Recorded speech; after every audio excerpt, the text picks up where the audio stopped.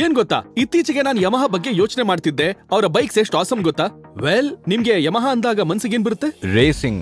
Obviously ಅವರೆಲ್ಲಾ ಬೈಕ್ಗಳು racing track ಗಾಗೆ ಹುಟ್ಟಿವೆ. ಮೋಟೋ GP, R1 ನಿಮ್ಗೆ ಆ ಡ್ರಿಫ್ಟ್ ಸಿಗತ್ತೆ. ಕರೆಕ್ಟ್ ಆಗಿ ಹೇಳಿದ್ರಿ. ಯಮಹಾ ಅಂದ್ರೇನೆ ರೇಸಿಂಗ್. ಮತ್ತೆ ಕೆಲವು ವರ್ಷಗಳಿಂದ ರೇಸಿಂಗ್ ಬೈಕ್ಗಳಿಗೆ ಸಾಕಷ್ಟು ಕೂಲ್ ಟೆಕ್ನಾಲಜಿ ಅಳವಡಿಸಿದ್ದಾರೆ. ಹೌದು, ನಂಗೆ ಗೊತ್ತು. ಅವುಗಳಲ್ಲಿ ಒಂದು ಅಮೇಜಿಂಗ್ ಟ್ರಾಕ್ಷನ್ ಕಂಟ್ರೋಲ್ ಸಿಸ್ಟಮ್, ಅಥವಾ ಶಾರ್ಟ್ ಆಗಿ TCS.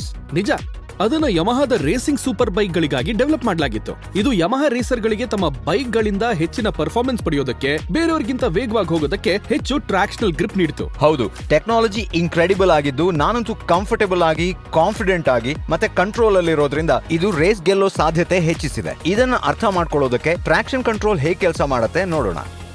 ಸರಿ, ನೀವು ಟ್ರಾಕ್ಷನ್ ಕಂಟ್ರೋಲ್ ಆನ್ ಮಾಡ್ಕೊಂಡು ಬೈಕ್ ನ ಥ್ರಾಟಲ್ ಓಪನ್ ಮಾಡಿದಾಗ ಫ್ರಂಟ್ ಮತ್ತೆ ರಿಯರ್ ವೀಲ್ ನಲ್ಲಿರುವ ಸೆನ್ಸರ್ಗಳು ವೀಲ್ಗಳು ತಿರುಗುತ್ತಿರುವ ವೇಗವನ್ನ ಮಾನಿಟರ್ ಮಾಡ್ತಿರುತ್ತವೆ. ಹಿಂದಿನ ವೀಲ್ ಮುಂಭಾಗದ ವೀಲ್ ಗಿಂತ ವೇಗವಾಗಿ ತಿರುಗುತ್ತೆ ಅಂತ ಇಂಜಿನ್ ಕಂಟ್ರೋಲ್ ಯೂನಿಟ್ ಡಿಟೆಕ್ಟ್ ಮಾಡಿದಾಗ ಹಿಂದಿನ ವೀಲ್ಗೆ ಕಳುಹಿಸಲಾದ ಪವರ್ ನ ಕಡಿಮೆ ಮಾಡೋದಕ್ಕೆ ಅದು ಇಂಜಿನ್ ನ ಫ್ಯೂಯಲ್ ಇಂಜೆಕ್ಷನ್ ಮತ್ತು ಇಗ್ನಿಷನ್ ಟೈಮಿಂಗ್ ಅನ್ನು ನಿಯಂತ್ರಿಸುತ್ತೆ. ಇದು ಬ್ಯಾಲೆನ್ಸ್ ಸ್ಪೀಡ್ ನಲ್ಲಿ ತಿರುಗುವಂತೆ ಮಾಡುತ್ತೆ, ಸ್ಲಿಪ್ ಆಗೋದು, ಸ್ವಿಂಗ್ ಆಗೋದನ್ನು ಕೂಡ ತಡೆಯುತ್ತೆ. ನಿಜವಾಗ್ಲೂ ಕೂಲ್ ಟೆಕ್ನಾಲಜಿ ಇದು.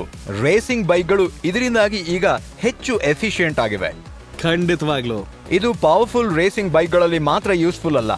ಈ ಟೆಕ್ನಾಲಜಿಯಿಂದ ಕಡಿಮೆ CC ಬೈಕ್ಗಳನ್ನು ಓಡಿಸೋ ಸಾಮಾನ್ಯ ಎವ್ರಿಡೇ ರೈಡರ್ಗಳಿಗೂ ಪ್ರಯೋಜನ ಇದೆ. ಈಗ ಯಮಹಾ ತನ್ನ ಮ್ಯಾಜಿಕ್ ತೋರಿಸೋದಿಲ್ಲ. ಇತರರಿಗಿಂತ ಭಿನ್ನವಾಗಿ ಯಮಹಾ ತಮ್ಮ ರೇಸ್ ಬೈಕ್ಗಳಿಗಾಗಿ ಡೆವಲಪ್ ಮಾಡೋ ಟೆಕ್ನಾಲಜಿ ರೋಡ್ ಬೈಕ್ಗಳಿಗೂ ಸಿಗುತ್ತೆ. ಹೌದು, ನಿಜ. ಈಗ ನಾವು ಡೈವರ್ಸ್ ಲ್ಯಾಂಡ್ಸ್ಕೇಪ್ ಮತ್ತು ಚಾಲೆಂಜಿಂಗ್ ಟೆರೇನ್ ಇರೋ ಭಾರತದ ಕಂಡೀಷನ್ಗಳಲ್ಲಿ ಅದ್ ಹೇಗೆ ಪ್ರಯೋಜನ ಕೊಡುತ್ತೆ ಅಂತ ನಿಮ್ಗೆ ಹೇಳ್ತೀವಿ. ನಿಮ್ಗೆ ನಿಜ ಹೇಳ್ಬೇಕಂದ್ರೆ ಭಾರತೀಯ ನಗರಗಳಲ್ಲಿ ಇದು ಇನ್ನೂ ಹೆಚ್ಚು ಅದ್ಭುತವಾಗಿರುತ್ತೆ. ಉದಾಹರಣೆಗೆ, ನೀವು ಭಾರತದ ಬಿಸಿ ಸ್ಟ್ರೀಟ್ ಗಳಲ್ಲಿ ಶಾರ್ಪ್ ಕಾರ್ನರ್ಸ್ ನಲ್ಲಿ ತಿರುಗುವಾಗ ಟ್ರಾಕ್ಷನ್ ಕಂಟ್ರೋಲ್ ಸಿಸ್ಟಮ್ ಹಿಂದಿನ ವೀಲ್ ಗೆ ಟ್ರಾನ್ಸ್ಫರ್ ಆಗೋ ಪವರ್ ಅನ್ನ ರೆಗ್ಯುಲೇಟ್ ಮಾಡುತ್ತೆ. ಫ್ರಂಟ್ ವೀಲ್ ಗಿಂತ ವೇಗವಾಗಿ ತಿರುಗದ ಹಾಗೆ ನೋಡಿಕೊಳ್ಳುತ್ತೆ. ಆದ್ರಿಂದ ಆ ಕಾರ್ನರ್ ನಲ್ಲಿ ಸೇಫ್ ಆಗಿ ಮತ್ತೆ ಈಸಿಯಾಗಿ ತಿರುಗೋದಕ್ಕೆ ಸಹಾಯ ಮಾಡುತ್ತೆ. ಅದು ಒಂದು ಇನ್ಸ್ಟೆನ್ಸ್ ಅಷ್ಟೇ. ಈಗ ಸಿಟಿಯಿಂದ ಹೊರಗೆ ಹೋಗೋದ್ರ ಬಗ್ಗೆ ಹೇಳೋಣ. ಸಾಫ್ಟ್ ಆಫ್ ರೋಡಿಂಗ್ ನಲ್ಲಿ ನೀವು ಜಲ್ಲಿ ಕಲ್ಲುಗಳ ಮೇಲೆ ಓಡಿಸುವ ಕುರಿತು ಮಾತಾಡೋಣ. ಟ್ರಾಕ್ಷನ್ ಕಂಟ್ರೋಲ್ ಸಿಸ್ಟಮ್ ರಿಯರ್ ಮತ್ತು ಫ್ರಂಟ್ ವೀಲ್ ಗಳ ವೇಗವನ್ನ ಮ್ಯಾಚ್ ಮಾಡುತ್ತೆ. ಕಂಟ್ರೋಲ್ಡ್ ರೈಡ್ ಗಾಗಿ ನಿಮ್ಗೆ ಹೆಚ್ಚು ಟ್ರಾಕ್ಷನಲ್ ಗ್ರಿಪ್ ನೀಡುತ್ತೆ. ಇದು ಗ್ರೇಟ್ ಅಲ್ವಾ? ಹೌದು, ಖಂಡಿತ. ನಾನು ವೆಟ್ ರೋಡ್ ಕಂಡೀಷನ್ ಗಳ ಬಗ್ಗೆ ಯೋಚಿಸ್ತಿದ್ದೆ.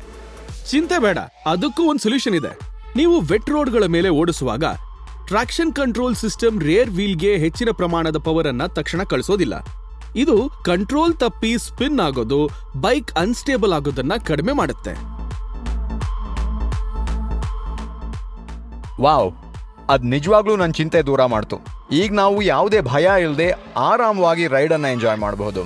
ಯಮಹಾ ನಮ್ ರೈಡ್ ಹೆಚ್ಚು ಎಕ್ಸೈಟಿಂಗ್ ಮತ್ತು ಎನ್ರಿಚಿಂಗ್ ಆಗೋದಕ್ಕೆ ಇಷ್ಟೆಲ್ಲ ಮಾಡ್ತಿರೋದು ನಿಜವಾಗ್ಲೂ ಖುಷಿ ಕೊಡೋ ವಿಚಾರ. 100 ಸತ್ಯ. More power to Yamaha.